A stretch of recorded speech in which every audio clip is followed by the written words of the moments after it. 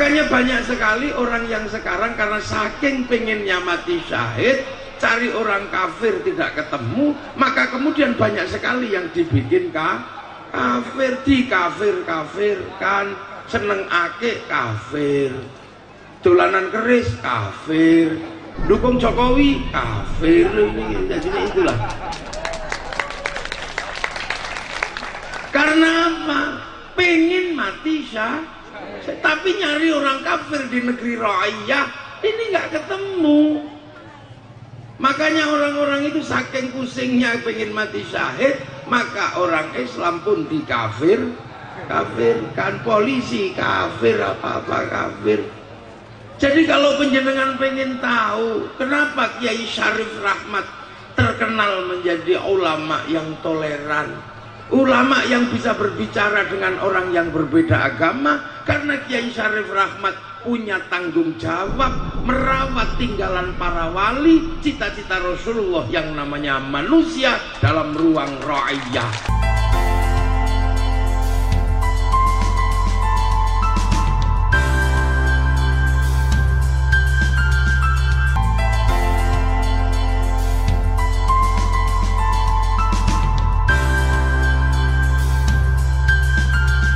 Assalamualaikum warahmatullahi wabarakatuh.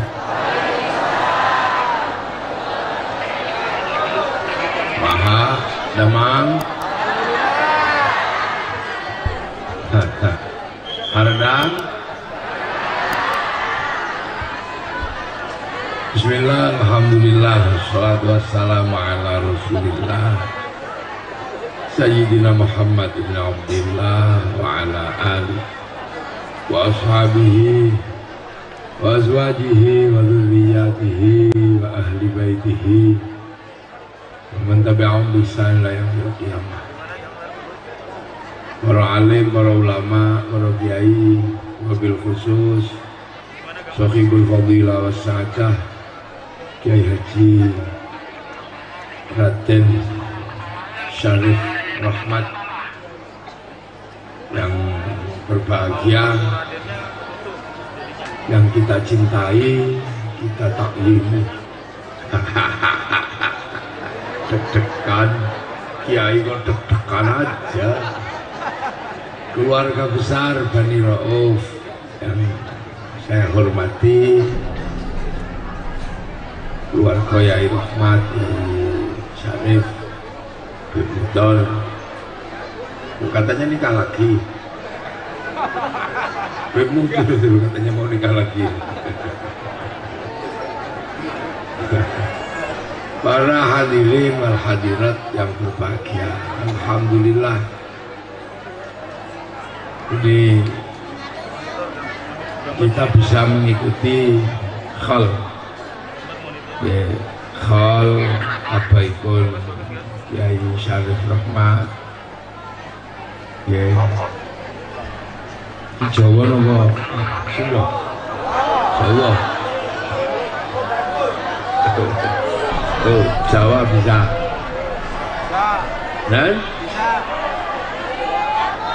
campur ya. Indonesia aja, Indonesia bahasa Indonesia. Alhamdulillah kita bersama ini mendapatkan kehormatan apa untuk apa kalau bahasa Jawa itu angel ngaji bahasa Indonesia untuk mantes ke awak itu apa namanya ya, untuk ikut memantaskan diri mengikuti mbok-mbok dianggap jadi bagian dari rombongan Yai Raden Ahmad. Jadi kita ini ngumpul ini mantes-mantes no awak, kepingin diakui sebagai rombongan. Sebab apa? Mati niku Mas mesti. Mati itu pasti. Cuman caranya mati itu tinggal milih sampean. Kita tinggal milih. Ada mati normal. Ya udah waktunya mati, mati. Kullu nafsin dha'iqatul maut. Itu sudah usah ditunggu. Mau ditunggu, mau delik juga mati. Sudah itu waktu normal. Nah, ada mati itu kelasnya adalah kelas utama, kelas nomor 1 itu. Namanya mati syahid. Nah, itu kelas nomor 1. Cuman syaratnya mati syahid itu harus perang melawan orang kafir bela agama. Semua mau mati syahid, mau. Tapi yang susah itu cari orang kafir, lah itu yang susah. Semua mau. Tapi sekarang itu yang cari yang susah itu cari orang kafir, itu susah. Jadi orang yang mengangkat senjata memang memusuhi orang Islam karena alasan agama. Nyari begitu di mana sampean? Tuh ya, nyari itu susah. Di Suriah katanya kalau ke sana mati syahid, ternyata sesama Islam. Di Afghanistan yang katanya kalau ke sana mati syahid sesama Islam. Di Eropa juga orang tidak ada yang ngangkat senjata untuk menyerang apalagi di Indonesia. Siapa mau nyari kemana orang kafirnya ini? Nah ya, padahal kalau mati syahid itu disambut ribuan bidadari. Lah orang di sini nyari mati syahid dalam pengertian mati yang kelas 1 membunuh orang kafir itu nyarinya yang susah. Karena apa? Karena di sini semua oleh para pendiri bangsa sudah diikat dalam satu ikatan, di mana ikatan itu adalah berbeda-beda tetapi tetap satu jua, Bhinneka Tunggal Ika, dalam kehidupan yang saling bertanggung jawab, dalam kehidupan yang pernah dicita-citakan oleh Rasulullah. Apa kehidupan yang dicita-citakan Rasulullah? Kullukum ra'in wa kullukum mas'ulun an ra'iyyati. Kalian semua jadilah orang yang saling bertanggung jawab.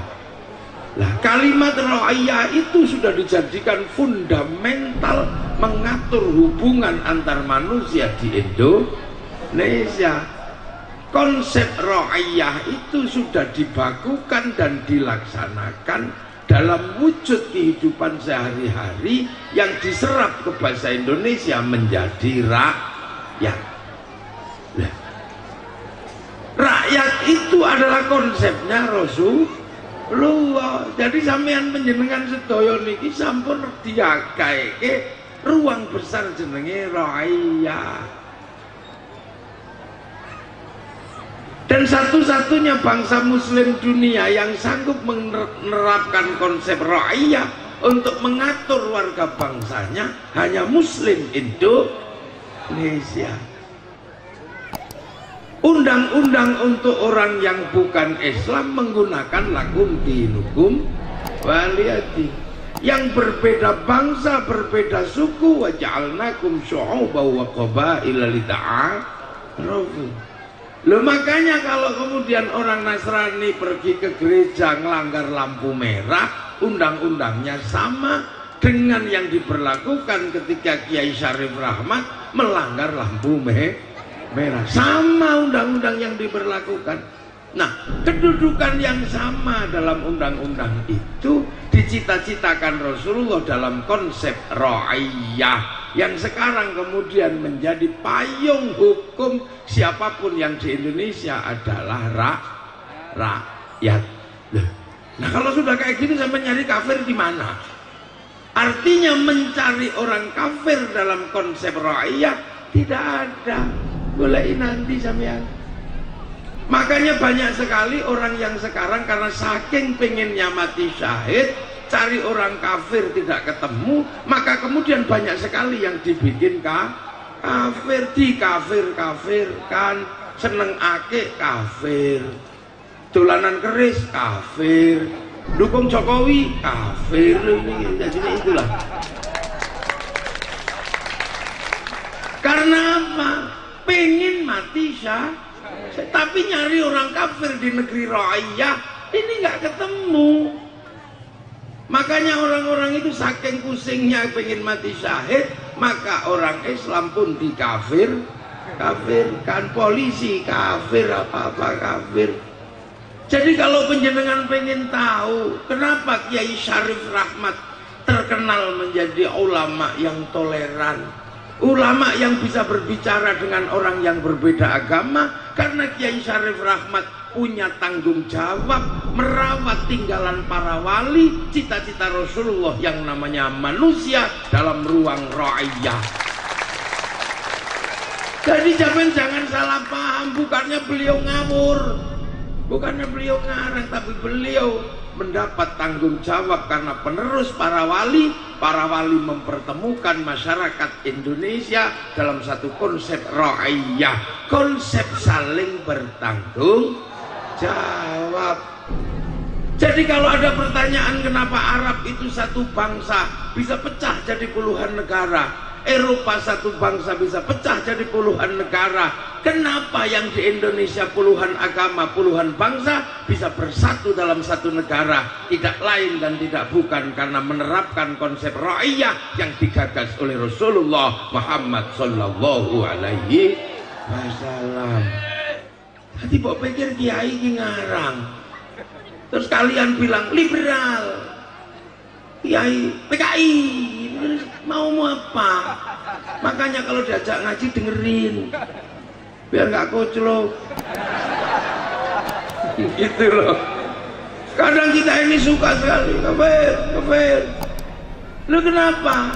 Karena di Indonesia ini negeri yang jauh sekali dari negeri Rasulullah. Kita ini negeri yang jauh, makanya kita diajak khol kayak gini dulu. Biar kita itu hafal, biar kita itu paham bahwa kita menjadi muslim itu diajari oleh orang-orang yang ada sebelum kita. Nah, ada orang sebelum kita itu siapa? Ya para ulama, Kiai Syarif.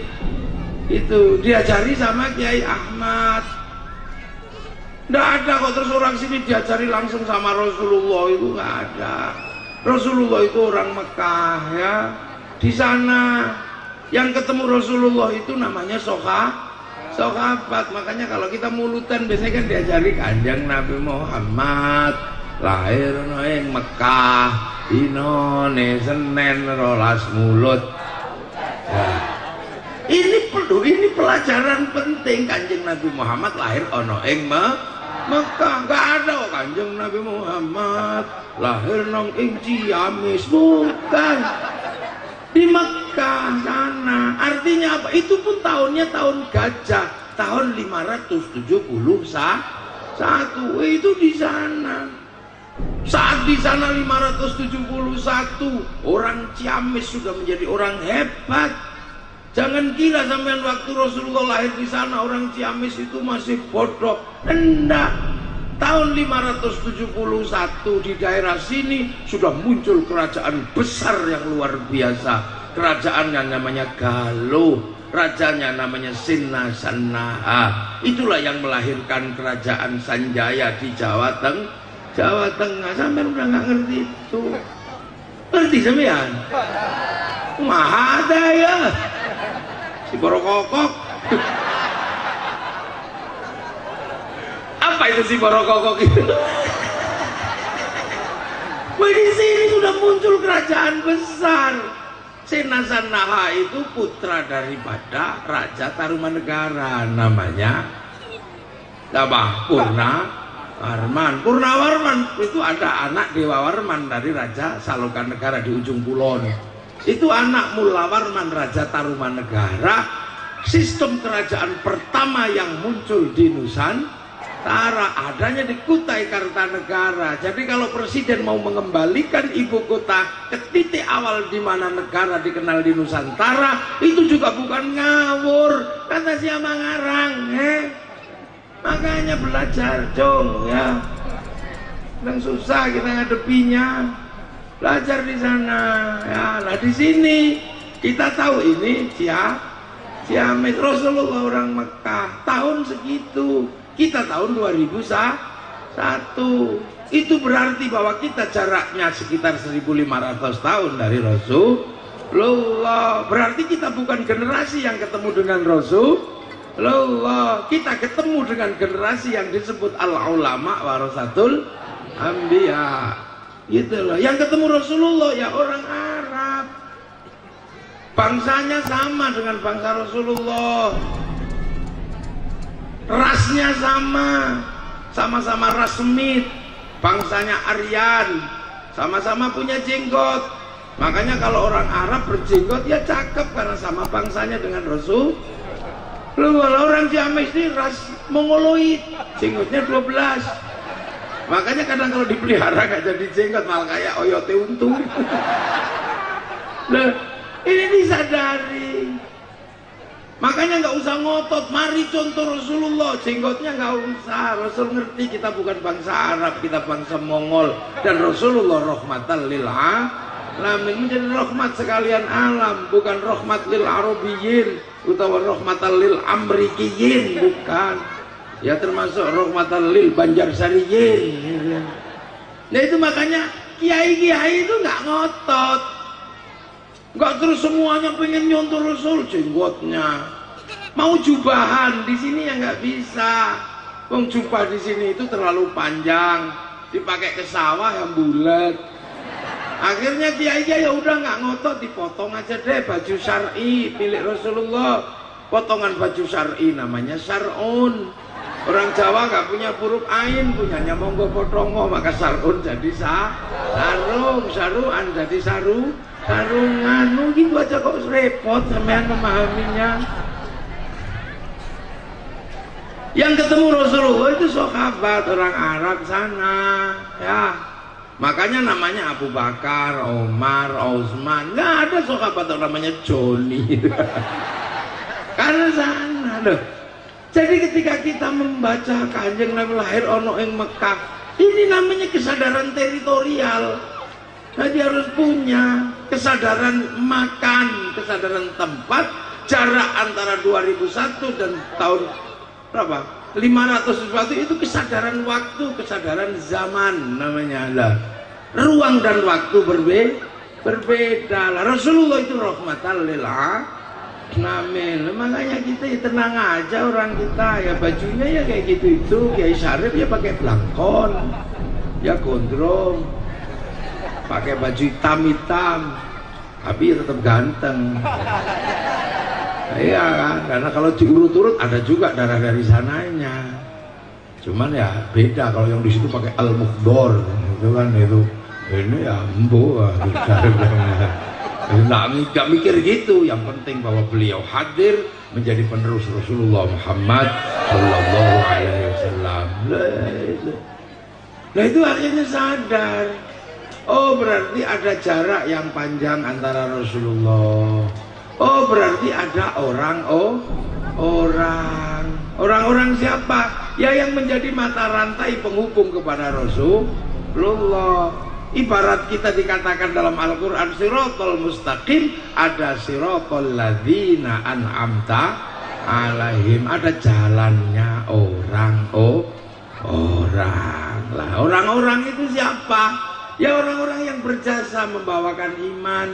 Makanya kemudian Allah memerintahkan walladzina ja'u min ba'dihim yaquluna rabbana ighfir lana wa li ikhwanina alladzina sabaquna bil iman. Orang yang datang belakangan kayak kita ini mendoakan yang pergi dulu yang membawakan iman. Jadi iman itu ada yang bawakan. Loh, makanya kita ini harus tahu yang bawakan siapa. Oh, kita doakan, kita kholi. Lah ini Allah yang merintah. Jadi ini bukan ngarang. Cuman caranya beda-beda. Kita doakan. Tapi bagi santri di Indonesia, apapun perintah Allah harus jadi faktor pendukung bagaimana bangsa dan negara dalam konsep ra'iyah bisa dipertahankan. pertahankan. Makanya kemudian seluruh yang dilakukan oleh para alim, para ulama pasti punya imbas keagamaan, punya imbas kebangsaan, punya imbas ekonomi dan kehidupan pasti. Makanya santri selalu berpegangan wa'tasimu bihablillahi jami'an wa la tafarraqu. Jadikanlah tali Allah ini pegangan dan jangan tercerai-berai. Loh, makanya apapun yang dilakukan oleh para ulama itu menghasilkan ketertiban dan ketidak tercerai-beraian. Contoh ini, kita disuruh berterima kasih kepada orang yang membawakan iman, mendoakan cukup. Ada yang kemudian minimalis, semoga orang tua guru diterima amalnya di sisi Allah. Ada itu minimalis dari rumah online. Ada yang begitu, tapi ada yang kemudian jangan sampai tali Allah ini menyebabkan tercerai-berai, maka kita diajak berdoa bersama, berkumpul.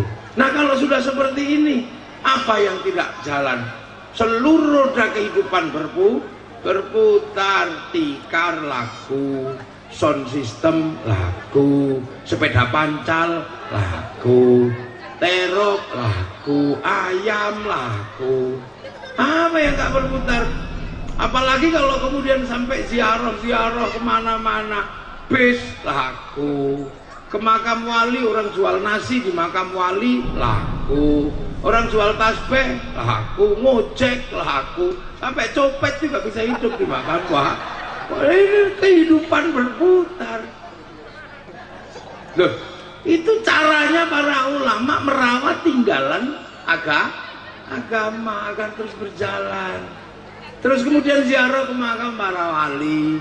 Akhirnya orang-orang Jakarta, santrinya Kiai Syarif ini kan Jakarta semua kan, hidup di Jakarta, metropolitan, lagunya rock, nggak ada lagu Rhoma Irama di sana, kecuali Kiai Syarif.